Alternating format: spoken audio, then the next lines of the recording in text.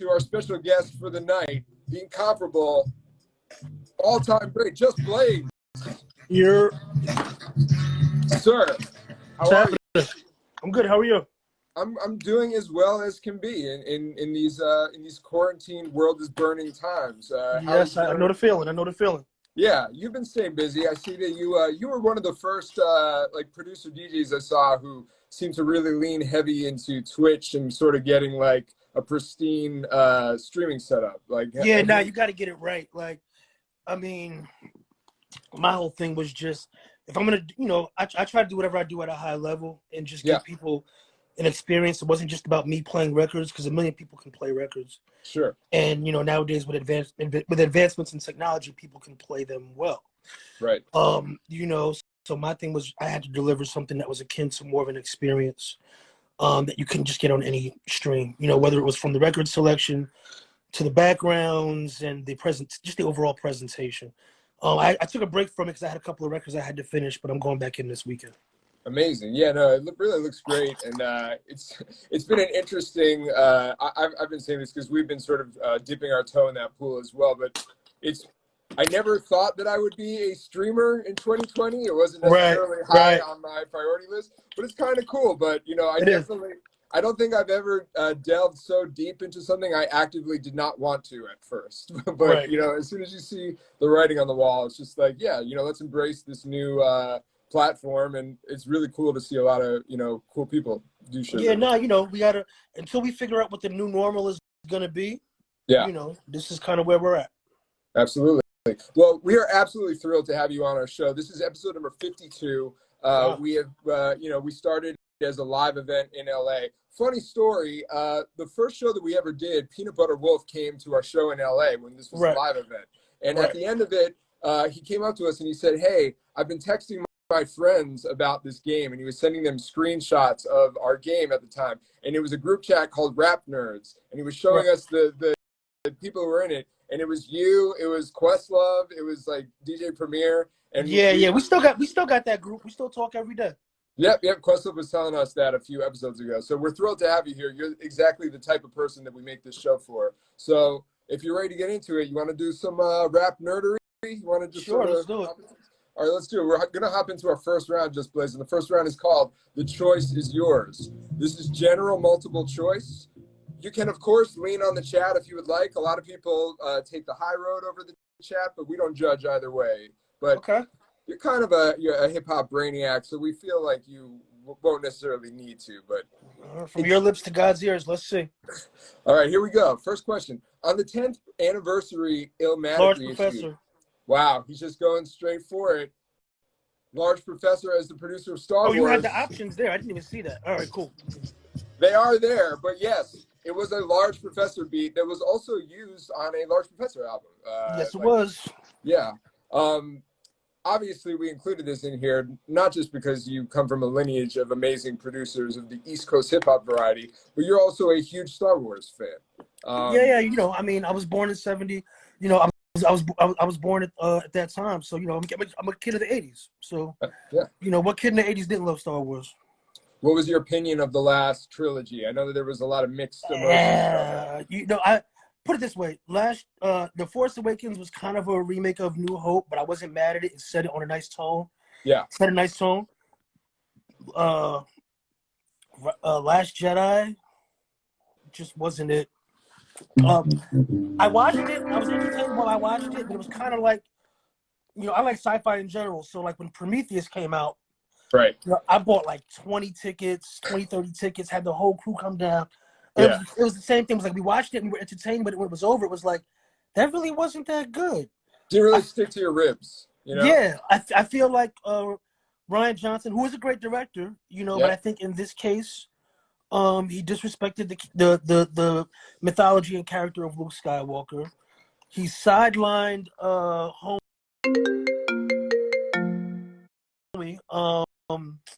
John Boyega. Yep. The casino, the whole Canto Bight casino thing was worthless. They squandered the use of what's his name, Benicio del Toro. Yep. It just wasn't a well done movie in my opinion. You know what I mean? My least favorite probably of any Star Wars movie, including the prequels. Which is saying a lot because those got Yeah, a but lot you of know hate as what? well. To be honest, and I won't delve into this too much, but one of the things I remember as a kid reading an interview with George Lucas, and they were like, "Why did you start at 4? Why didn't you do 1, 2, and 3 first?" And he was like, "Because y'all would have found it boring." Because it's a lot of government related stuff and cover up stuff that, like, he didn't have the entire beat for beat story, but he had the basic framework. Right. He knew what the setup was, and he was like, "Y'all would have found it boring, and you really wouldn't have been into it. I wanted to jump right into the action." Right. You know, when you watch the prequels in that light, and you remember that, you know, part of the reasons why we love the original movie so much, adults loved it because there was something they had never seen before. Sure. Kids loved it because it was really made for kids. Right. So you look at the whole generation that came after, you know, my age group, and there's a whole generation of kids that love the prequels the same way we love the originals. Because for them, it resonates in that time, and it's going to the theater and like all the hype and the hoopla. Right. And, Yo, my son has fought me for 2 weeks. He's 2 years old. My mom bought me this Jar Jar Binks that's like 3 feet tall, like 20 years ago, right? Yeah. I never opened it, and I didn't even know it existed until she brought it to the house like 6 months ago. She's like, "I bought this for you, but I never gave it to you." So it sat in a corner in the basement. Wow. He saw it and has every day been asking for it. He walks around with this Jar Jar all day. And I posted on my Facebook. I'm like, "Yo, George was right. Star Wars is for the kids." You know, so hard to argue with that. Yeah. Yeah, you know, like when you see a kid who's in love with that character, he's watching it from a pure standpoint. You know what I mean? And that's really what it's all about. So I say all that to say, I don't hate the prequels. Were they as great as the? Resonates with you. Yeah, You know? and for what it's worth, you know, Rogue One was amazing, and actually, Solo I thought was a sleeper hit. It felt like Star Wars. I felt like Solo was a good movie in general. I was skeptical about the kid playing him just like everybody else. Sure. But I think once you got over the fact that it just wasn't Harrison Ford, I think he nailed the character. Wasn't mad at it. Absolutely. All right. If you're just joining us, we're talking Star Wars. We've switched our topic altogether, folks. We got the legendary Just Blaze in the house. But we're moving on to our second question in our first round. And the question is, which of these artists was not featured on Def Jam's 1998 Survival Lil' of the Kim. Fittest? He says Lil' Kim, and the answer was, of course, Lil' Kim was not on the Survival of the Fittest tour. What were you doing in 1998? 1998 was sort of your career was starting to take off at that point, or at least getting right close. around that point. Yeah. It's funny. I remember. I mean, Lil' Kim wouldn't have been on that tour. It was a Def Jam sponsored tour. You're right. But I remember that because there was a soundtrack to that tour, which I probably still have in the show somewhere. So that was easy. Yeah, 98 was right when it was all starting to take off for me. I moved to New York, I think in 97, late 96, early 97. And within a few months, I had landed a job at the Cutting Room Studios, which is kind of where I got my start in terms of really meeting people and watching classic records and albums get made. Like I watched Havoc make like Quiet Storm. I watched him make Godfather Part 3. Wow. You know, I watched Chucky Thompson do that. What was it? That Fourth Mary album. I saw a lot of Mos Def's Black on Both Sides get made. You know, like you know, it afforded me the opportunity to not just watch and learn, but to actually meet these people. You know, so you know, by 98, those relationships that I had forged and all the practice and work that I had put in is right when it started to come to fruition. So 98 was definitely a pivotal year for me. That's amazing. And I was reading an interview that you did recently where basically you were saying that, and when I say recently, you might have done it a few years ago, but you were working as an employee of the studio during the day. Mm-hmm. And then basically as soon as your shift ended, you were on your own shit. You were Just Blaze, like, you know. Right. Yeah, no, I had a day. Like, it's funny. I worked at the studio, but I was also their second biggest client.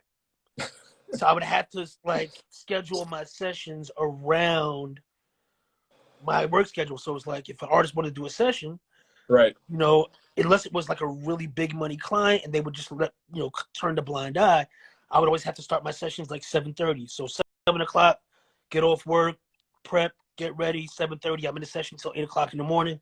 Sleep for an hour, hour and a half, get back up, go to work. Woo. Wow. Did that for a few years, but you know, that's why I have these permanent bags under my eyes. You know, that permanently altered my sleep schedule. But yeah, it was talent aside. I always tell people, there's a lot of, especially in that era where there was a million studios in New York and 1,000,001 interns and people in my age group working in studios. It wasn't just the talent, because a lot of us were talented.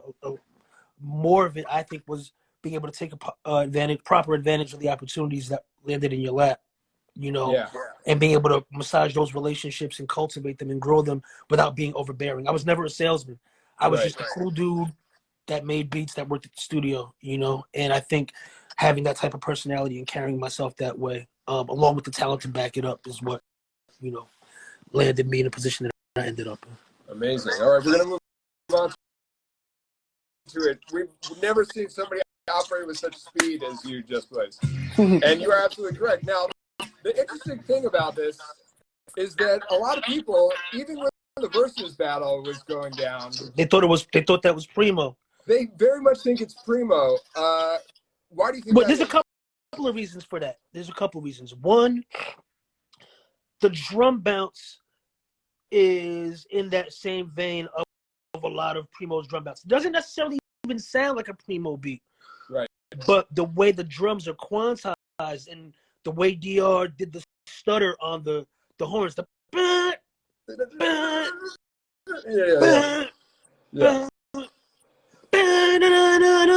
it's just, Primo is very known for his start, stop, stutter. But think about it. DR Period is MOP's original producer. Lays has been, part of their management from the jump. Primo was up on them early on, or helping them early on. You have a bunch of people in the same room for all those years. Of course, things are going to rub off on each other. But to me, I never thought it was a Primo beat, but I could tell that there was an influence in the swing that came from scientific with it. The clean version of Annie Up, Primo did the clean version, right? If you listen to the sounds that are used, they're all the clean versions from the Gangstar. Right. All the sounds from the Gangstar clean version. That little chirp, the little the chirps and all that stuff. Yeah. So people assume that it was Primo. Primo mixed the record. DR produced it. Primo mixed it, and because he mixed it when they did the clean, he used his signature Gangstar clean edit, or really not even Gangstar, but like Gangstar, J. Rue, all the records that Primo is closely associated with. And on top of that, it's not a far-fetched assumption to make, because Primo, again, was the biggest producer associated with MOP for all those years. So I get it. People rarely have that issue with your beats, mainly because, one of the reasons being you have such a signature tag. And I wanted to know, what was the origin of the Just Blaze? How long did it take you to sort of land on that?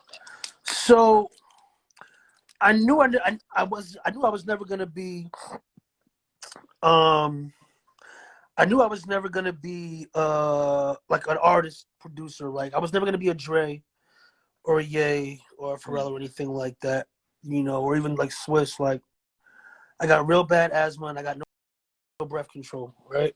I could write my ass off. I've written some of people's favorite lines in records, I've written.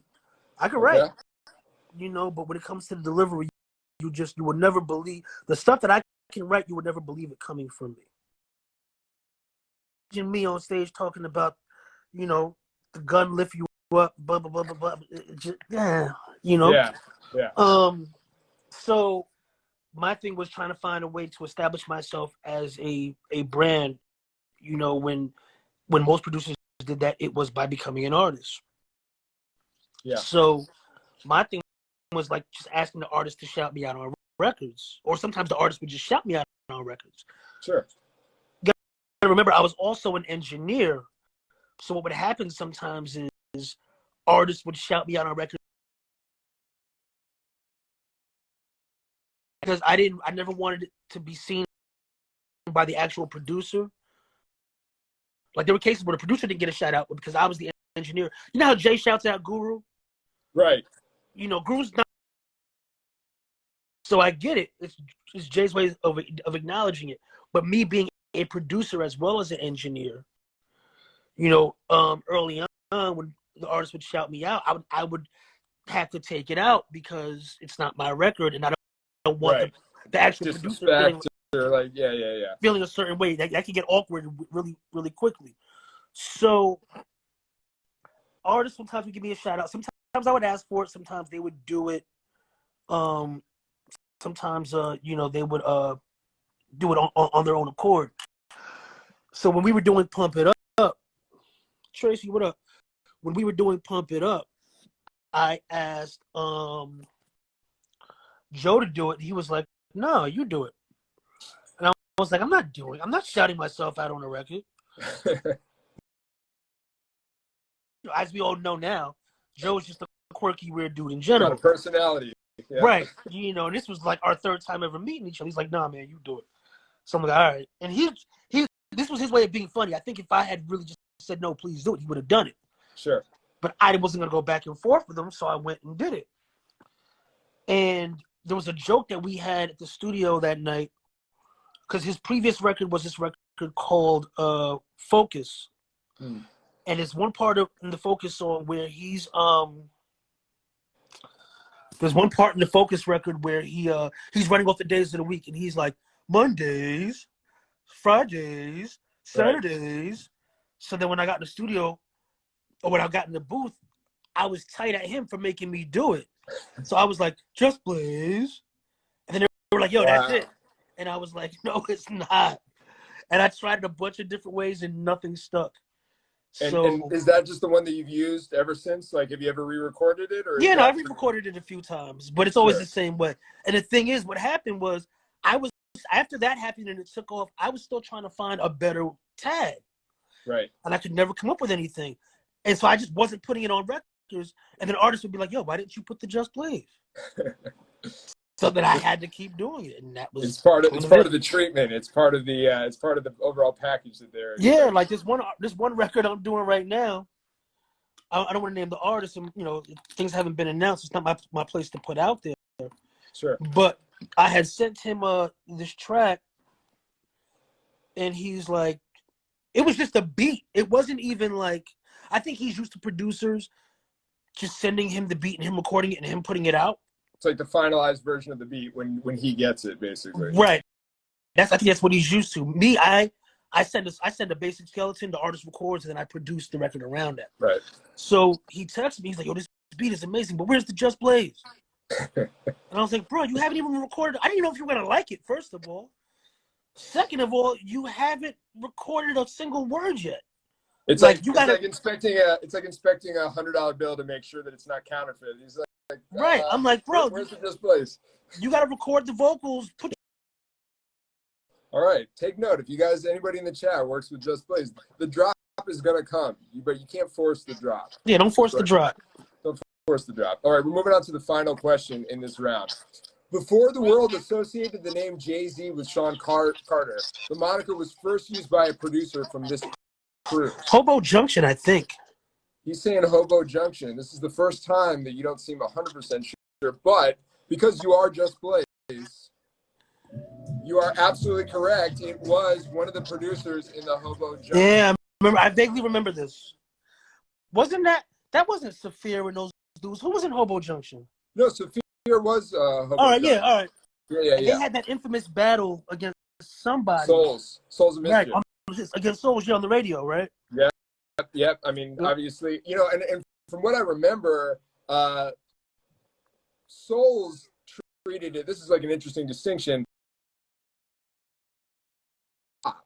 Right. The Hobo Junction cats were kind of more on these are freestyles where, but they're written runs. Right. So they kind of got smoked on that. But, you could also say in the long run, I think Souls and Hyro has had a longer run. Had quite a bit different career trajectory. Yeah, just a little bit. All right. Better or worse. Move on to our next round. Our next round is called Picasso. Part of an album cover, and you have to identify what the album is by the little piece of it that you see. So far, 100% correct, Just Blaze. Doing well so far. What album cover is this? Eyes on This, MC Light. Wow, he's going right for it. And he is absolutely correct. MC Light's Eyes on This. You ever work with Light?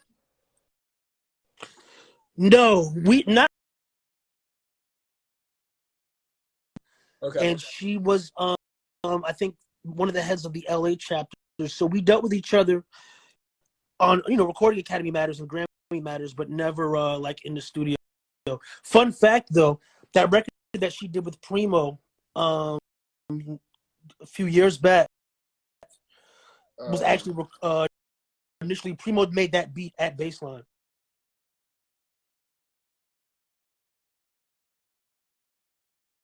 Anybody that you haven't worked with that bucket list? No. You don't have a bucket list. Yeah. No, I've never even had a list. I've never had a plan. Never had a plan. No, I don't believe that. You didn't have a plan at all? Yo, seriously, that's if for better or worse. I'd probably be a lot more well off if I had a plan. But I just, not that I do bad now, but I'd be in a much different financial position. I've always just gone wherever life and music and God has taken me, And I always tell people that story, but I always say, don't follow my life path. Right. But still trust the process. Sure. And I think that's all I've done all my life is trust the process.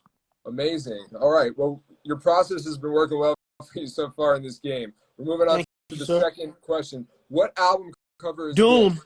Food. He is absolutely correct.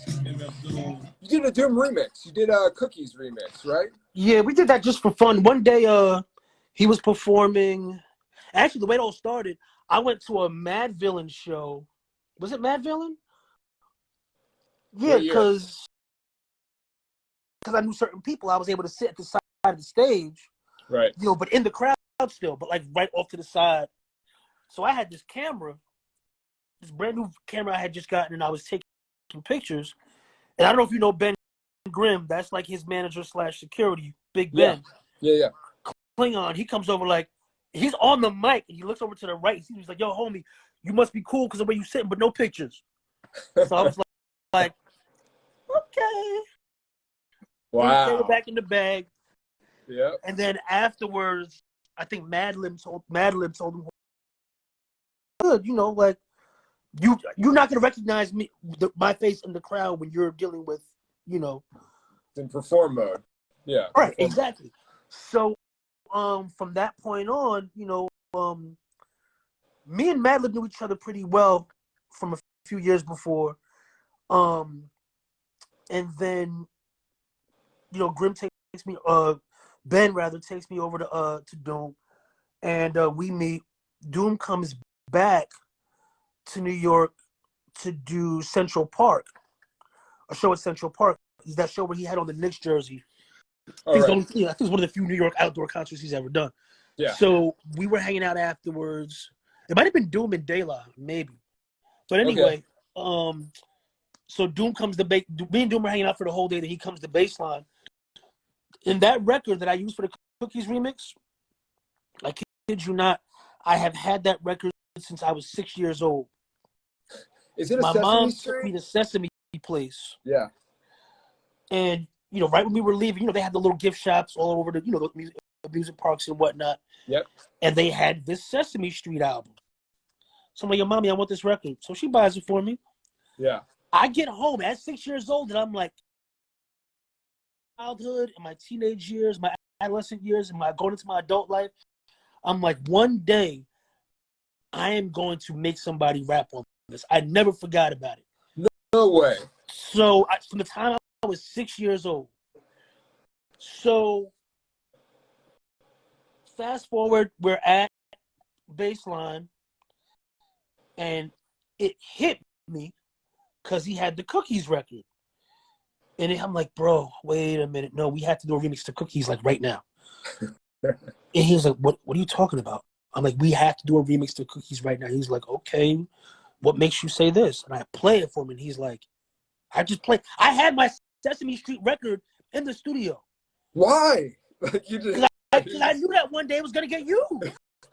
So I had this, I had it in a special place at Baseline in my own.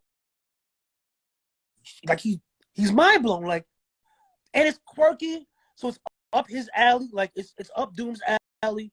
Yeah. Cookie Monster is on the record rhyming about cookies. Listening, I'm like, yo, you know what it was like? It was like Oh Boy. Yeah. When I made Oh Boy, like, the idea was we don't need a hook. The hook is is the sample. All you have to do is rap around the sample. Right. This was the same thing where it was just like, yo, just wrap around Cookie Monster saying cookies. And the beat, I don't have to add drums, nothing. I put a little 808 under it, and that was it. So as soon as I played it for him, he's like, yo, I get it. He did it, sent it back to me the next day. But Amazing. I never actually put it out officially anywhere. Yeah, I think the only thing I've heard is like a radio. Was struck. I never really thought this, but I almost thought it was Doom because you guys have similar timbres of voices. Pete, yo, there was a long thing at, like, before Doom really became the underground but household name that he is. Sure. When my assistant Dave, or my engineer rather, Dave, he's a huge Doom fan, and he used to play it in the office all the time. And people would walk by and be like, "Yo, Just, is that you?" And there was I was secretly MF Doom. That's amazing. So at one point, I played into it, and I went into the booth and I kind of imitated a bit more of his vocal tone, which is more gravelly and a little bit more deeper. And for like a week, I had people at baseline thinking that I was secretly MF Doom. Just Blaze, you could have been a Doom imposter. I could have been a Doom imposter, right? I just would have had to get a little bit more of a gut. You know, the mask, they used to sell the mask at Toys R Us. It was a gladiator mask. It was a gladiator mask. They sold at Toys R Us. Amazing. All right, we're going to move on to our final question in this round, Just. What album cover is this? Is it Def Squad, When Disaster Strikes, DMX, and then there was X, Killer Priest, View from Masada? I was going to say Def Squad at first, but it's Killer Priest.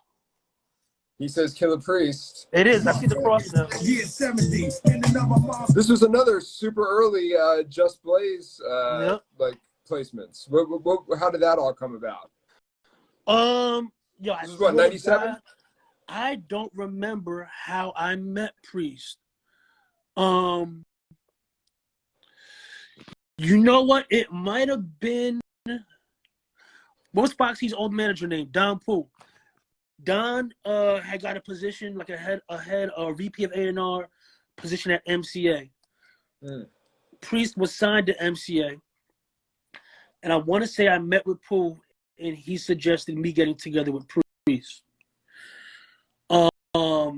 And Priest came by the cutting room. This is back when I had my job. Yeah. And I played him like 8 beats. And he was just vibing. He's real quiet. Sometimes when an artist is quiet, that can be a bad omen. Right. So I played him like 8 beats, and I was like, "So, what you want to do?" He's like,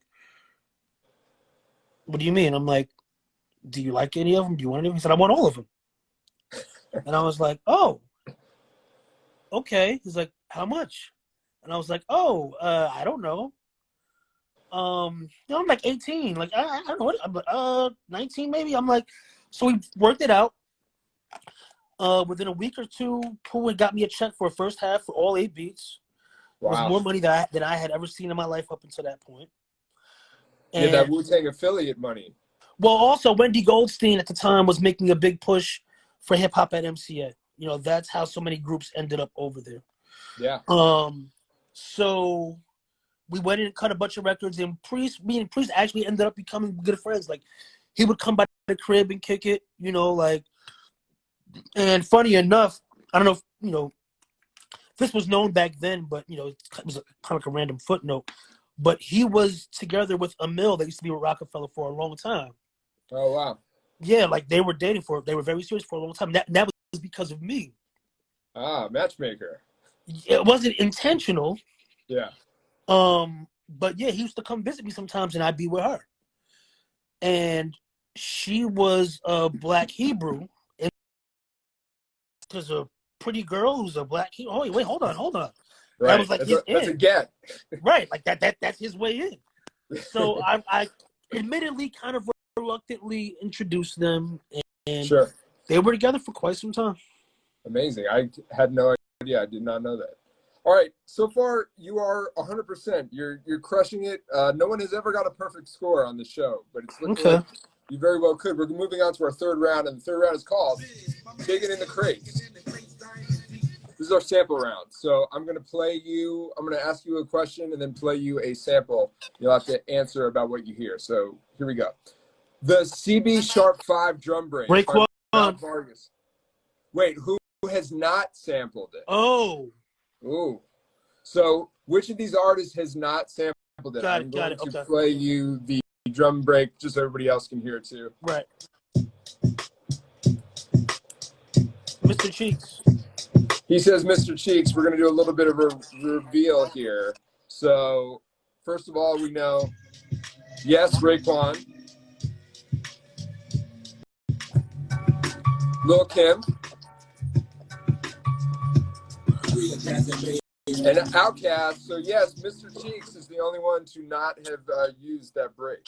That record is actually pretty rare. It's funny enough, I yelled at my son yesterday because he threw a copy across the living room like a Frisbee. Oh, no. Yeah, I mean, it's already scratched to hell, but I was about to lose my mind. I mean, when do you start to impart the record etiquette on the youth? I mean, I'm already trying. Like today, he took a 45. He was mad because there was a spindle on the 45, and I'm like, well, the 40, it needs that spindle so that it can play the record. You see, it has a big hole. He's like, and this turntable, it's not on the table. It's a wall-mounted turntable. It's a vertical turntable. Mm-hmm. So he goes over to it, stands up on the table, and just takes the spindle off as the record is spinning and throws it across the room. And I'm like, yo! And then he gets mad because the record stops playing, and the needle's now on the. He loves playing with turntables. His favorite thing is to start a record and stop it over and over. So the record is like, yay, yay. He loves it. Yeah. But I'm trying to tell him, listen, that's okay. That's a foundation of DJing. But you have to respect the needle. Because he loves, if he doesn't want to hear a song anymore, he just, right. And I'm like, but again, he's 2. I can only, it'll come with time. So I decided today I'm going to get I'm going to change the head shell on the wall-mounted turntable so that there's a needle on there that he can play with. And if he scratches it, I don't care.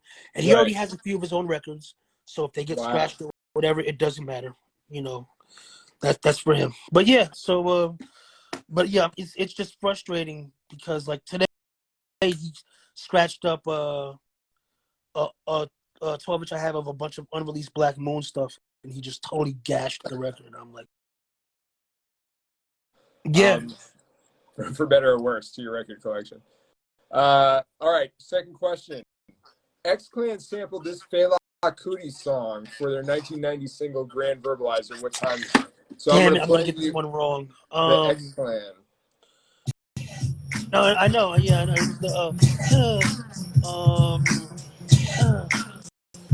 shoot. Is it Water No Get Enemy, Sorrow, Tears, and Blood, Colonial Mentality, or Zombie? Shoot. The funny thing is, I know this one, but I only found out about it very recently. I never knew it was a Fela record until my homie Jack put me onto it. Give me a second.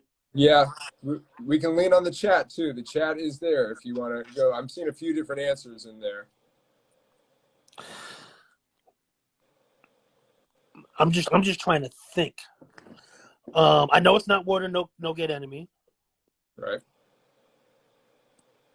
Shout out to Kim Osorio in the chat.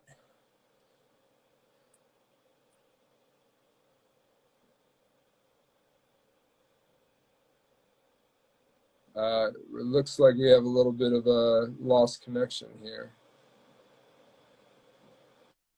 Yeah, I see you now. Hello? It froze for a sec. Yep. Oh, okay. I got you. Give me a second, because I this is not, again, this is something that I just learned about recently. Yeah. But I do have a good memory. No, it's not Water No Get No Enemy. I know it's not Zombie. I mean, I know it's not Colonial Mentality. Zombie I've never heard of, to my knowledge. Like I might have heard it, but it's not in my regular Fela rotation. So by default, it would have to be Sorrow, Tears, and Blood, only because Sorrow, Tears, and Blood is a record that I know that I never caught that they took that little stab from there. I know Water No Get Enemy like the back of my hand. Zombie I've never heard of, and Colonial Mentality I know fairly well, kind of. I'm gonna have to go with Sorrow, Tears, and Blood. He's going with B. This was the moment that we were all afraid of, but guess what, folks? He is correct. Sorrow, Tears, and Blood. There it is. There it is. Woo! I was getting nervous, Jess. I was getting nervous. All right. We're moving into our final question of this round. In Between Song Banter from Frank Zappa's live album, Tinseltown Rebellion, was sampled in a song by this producer. I will play you the sample in question, the Frank Zappa. It's not living in a jar. All right, now he wants to get his girlfriend. Go get your girlfriend. Good to see you again. I'm just gonna say Madlib. I'm probably gonna get it wrong. Now look, here's what we're going to do. All right. Your final answer is? Ow. Sorry. Sorry. I think I'm gonna have to go with Madlib only because I don't know. What you just played was the sample or the skit that was like the thing that was used on the record? The actual vocals were used in the sample, so I'll play it for you one more time. All right, now he wants to get his girlfriend. Go get your girlfriend. Good to see you again. I want to lean on the chat for this one. It is moving on mine. Do you want to hop out and then hop back in with that? Yeah, let me do that because I'm seeing messages from people talking about Solomon with the records. Okay, yeah. So I'm gonna hop out. I'll hop right back in. All right, yeah. All right, guys, it's getting tough. It's getting real tough. All right, we're gonna bring him back in. Or is he Googling right now? I don't think he is Googling. No. Wow, it's coming in. A lot of talk from the chat. You guys seem pretty confident about it. Are you back or did you leave? Let me see. I'll bring him back in, folks. Shout out to all of our new viewers.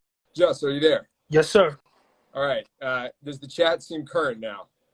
Yes, yeah. Now I see people are saying he's human. Google, blah blah blah blah blah. Yeah, All right. So I was gonna say Madlib because when I think of Frank Zappa, I think of Madlib because of the Mad Villain album, but that would be obvious. LP, I could see him sampling Frank Zappa, but that dialogue, that tempo, that doesn't feel like L. Then you go to Dilla and Oh No. Oh No samples, obviously, I mean, this is his brother. He samples eclectic stuff. You know what it is? We have 4 guys here who all sample eclectic stuff. Absolutely. I'm Xing Madlib off. That was my first reaction, and that's why I'm Xing it off. I'm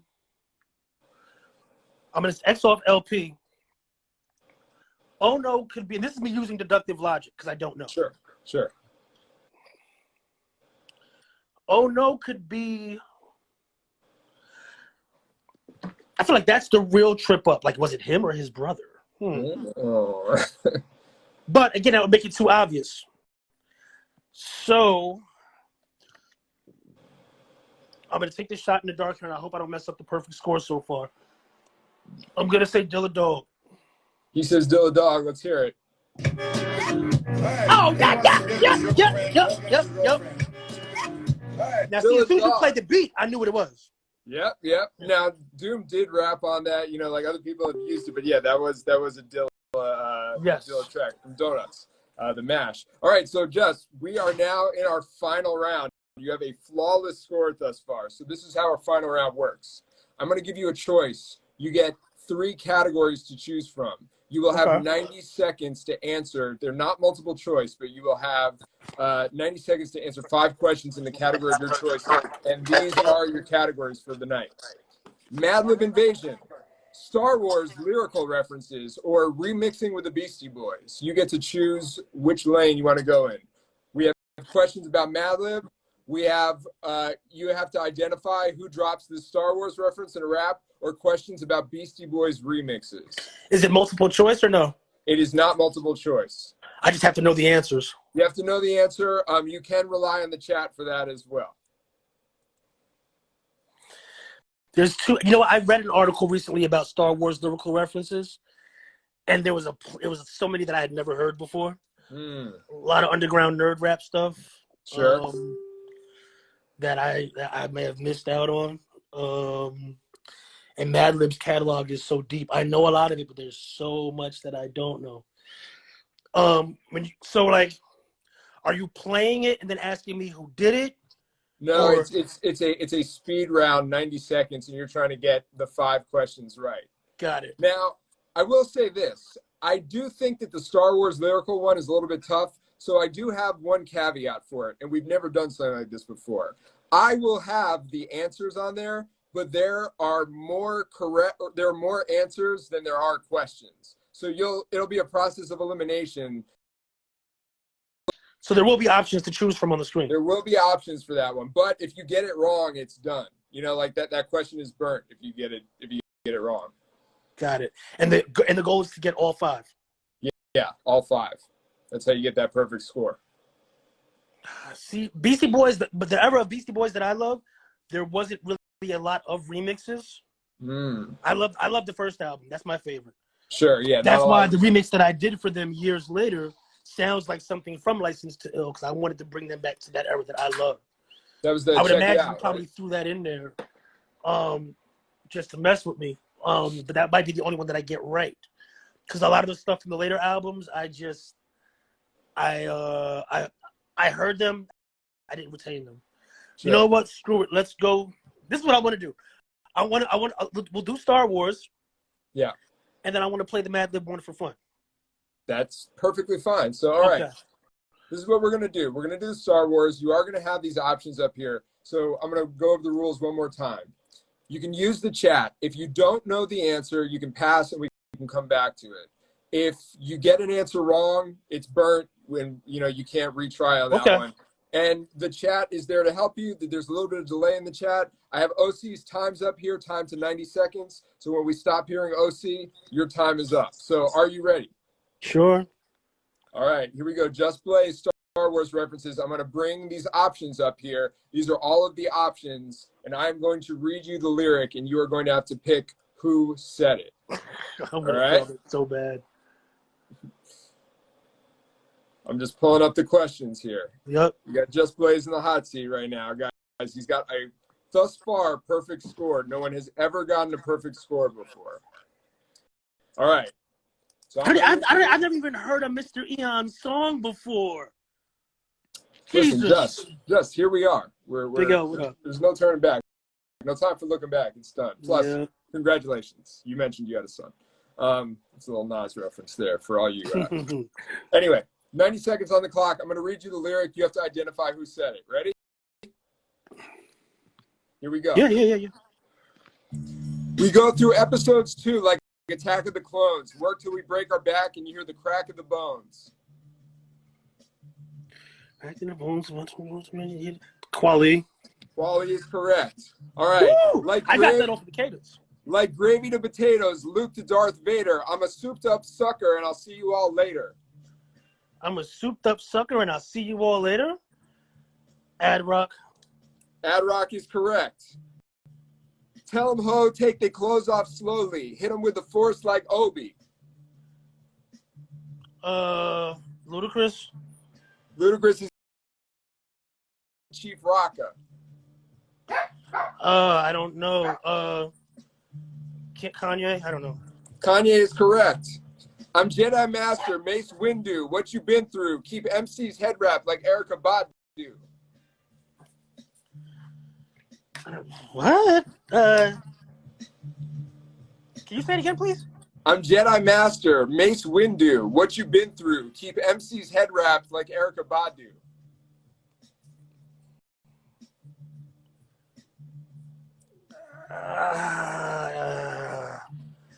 Kanye? No, I know that's not the right answer. You used Kanye already, so it's not going to be. Oh, shoot. M wouldn't say that. Mace Windu, Biggie was dead. Let's get that final answer in, Just. Pass. Well, the time is up, so I feel like you should answer it. Just take a guess. Oh, Ludacris. Ludacris is incorrect. Okay, so I'm going to go through the ones that you got wrong. Tell 'em ho, take they clothes off slowly, hit 'em with a force like Obi is Notorious B.I.G. on Hypnotize. I never listened to that song to the end. And then Mr. Eon used that line on B-Boy Document 99 with Mad Skills and Most Def. His opening verse is, I'm Jedi Master, Mace Windu, what you been through. Keep MC's I have a head great wrapped story about that song. You want to? Can you tell it? Yes, I was there when they mixed that record. And I don't know if I was just feeling opinionated that day. I'm generally very, very good with keeping my mouth discussing the song. And I was nobody. I was not Just Blaze at the time. I was just, Justin Smith, the intern or whatever, Sure. assistant engineer. And somebody said something to the fact of like, well, this is going to be one of those songs where either they were talking amongst themselves. And they were like, yeah, this is going to be one of the songs where you either love it or you hate it, like musically. And I was like, yeah, I don't like this song. The beat, it's too much. It's very repetitive. They were just repetitive. kind of like, okay. Shout out to Mighty Mai, who is in the chat right now. Yeah, I don't think I've ever told Mai that story. Like, and then as soon as I said that, I was like, why did I just say that? And I excused myself from the room. And I don't think I went back in the session after that. The night that Justin Smith ended his career in hip hop by bad-mouthing the B-Boy documentary. The thing is, it was a discussion about the sample. Right. So I think my initial thing was, hey, yeah, you're right. Some people might not, because this is driving me a little bit nuts. But then I was like, oh, I don't think that's really what I needed to say. It's Studio funny. etiquette. Now that I'm older, I like the record. Yeah. Totally. But yeah, it's just social. It was totally terrible social etiquette at that time. But I was a kid. So no, it's fine. Nobody's mad. Mighty Mai's in the chat. I don't think he's mad. I'm going to total up your score. My question for you, Just, before we go on, and I know we wanted to do that Madlib round for fun, which we will do, but who would you challenge to come on this show next? This is our 50-second episode. Who is somebody that that you think we should get on the show? Oh, I don't know. I would say Amir, but you guys already had him. You did get him. What about you guys? Had Jeff? No. You should get Spinner. Spinner would be great. All right. So Just, you got 13 out of 15. You lost those 2 in the final round. Let me tell you, though, 13 Club is not a bad place to be. You're rubbing shoulders with Questlove, Dart Adams, Mad Skills, Dante Ross, House Shoes, It's the Real, Scratch Bastard, Lyric Jones. Like that many people got 13? That many people got 13. Oh, that's whack. But listen, if you ever want to come back, we are developing a show where people will go head to head. And so if you want to come back, if this wasn't miserable for you, we would love to have you back at some point. We could. I'm gonna put it out there. I don't know what questions you asked them, so I'm actually gonna keep my mouth shut. But I thought I would have been a little. Absolutely. All right, cool. Let's do it. You want to do that Madlib? Sure, why not? Speed through it. All right, we're gonna speed through it now. We have a few minutes left in the chat. I see comments in the chat. Have you had Common? No, we haven't had Common. Well, there you go. Common, follow us, slide in the DMs. I mean, like, yeah, those people that are in that 13 Club use the chat. To varying degrees, I think a lot of them did. Open Mike Eagle is in there. Kathy and Dolly. Yeah. Yes, I didn't use the chat. Maybe I should have. You have really fast with it and a lot of crazy turns. It was dramatic. It had a dramatic arc. I mean, nobody can take that away from you. All right, let's breeze through Madlib real quick. All right, we're going to breeze through Madlib. Here we go. The questions for the Madlib round are as follows. In 2004, Yesterday's New Quintet released an album dedicated in name and music to this iconic soul singer. Was it Stevie Wonder? Stevie Wonder is correct. Right. Madlib provided. All right, it was "Shake Your Rump" off Paul's Boutique. Right. How many full-length Quasimodo albums has Stone's Throw released? The actual albums, 2. Then you have the instrumentals for them and the remixes, but the actual albums, there's 2. There was also a third that was a compilation. I'd give you that to you on a technicality, but they took a lot of loose and it was called Yes Sir. It came after the 2 ones. Right. In 2012, Madlib fully produced an album called Seeds by this singer. Grind Date features a Madlib produced track that features a member from this old school hip hop group. I mean, we mixed that album at my studio. Flavor Flav.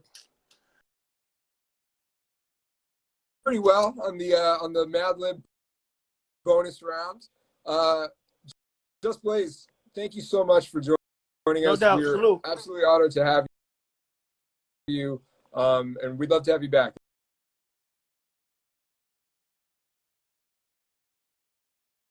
It's over, yeah. Got so it. I was.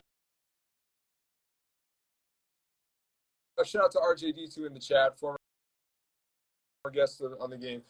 We've got shows lined up next week. Next week we have Ben Lyons and Bun B